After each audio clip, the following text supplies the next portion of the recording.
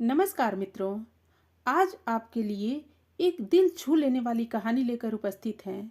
आज की कहानी है माँ की ममता।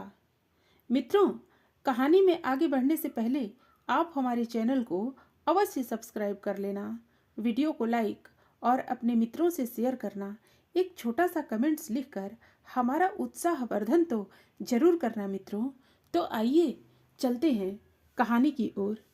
मित्रों, एक छोटे से कस्बे में समीर नाम का एक लड़का रहता था। बचपन में ही पिता की मृत्यु हो जाने के कारण परिवार की आर्थिक स्थिति बड़ी दयनीय थी। समीर की माँ कुछ पढ़ी लिखी जरूर थी, लेकिन उतनी पढ़ाई से नौकरी कहाँ मिलने वाली थी। सो घर घर बर्तन मांजकर और सिलाई बुनाई का काम करके किसी तरह अपने बच्चे को पढ़ा लिखा रही थी।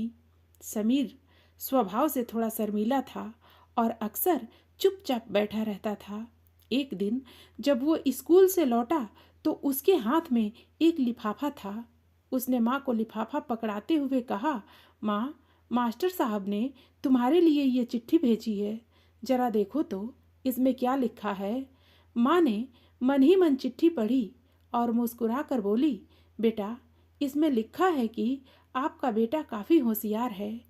इस स्कूल के बाकी बच्चों की तुलना में इसका दिमाग बहुत तेज है और हमारे पास इसे पढ़ाने लायक शिक्षक नहीं है, इसलिए कल से आप इसे किसी और स्कूल में भेजें।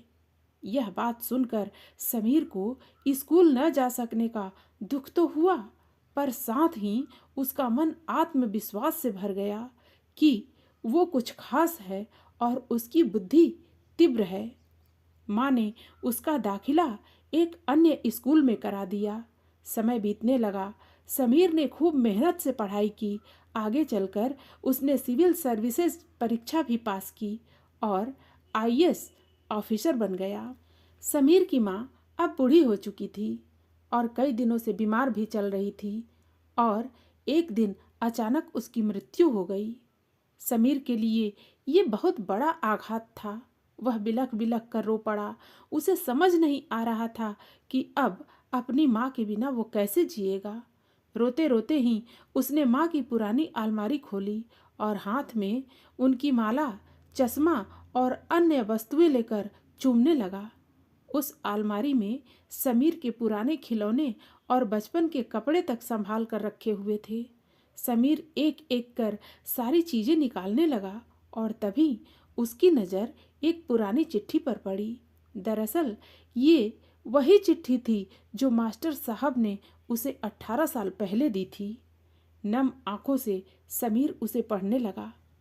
आदरणीय अभिभावक, आपको बताते हुए हमें अफसोस हो रहा है कि आपका बेटा समीर पढ़ाई में बेहद कमज़ोर है और खेल कूद में भी भाग नहीं लेता है।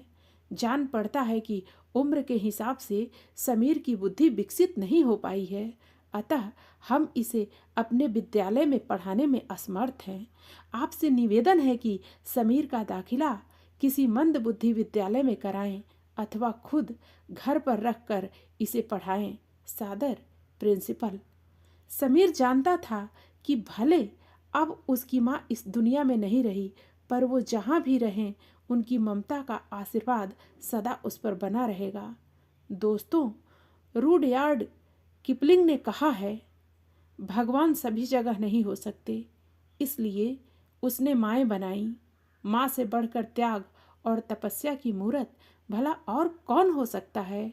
हम पढ़ लिख लें, बड़े होकर कुछ बन जाएं, इसके लिए वो चुपचाप ना जाने कितनी कुर्बानियाँ देती हैं।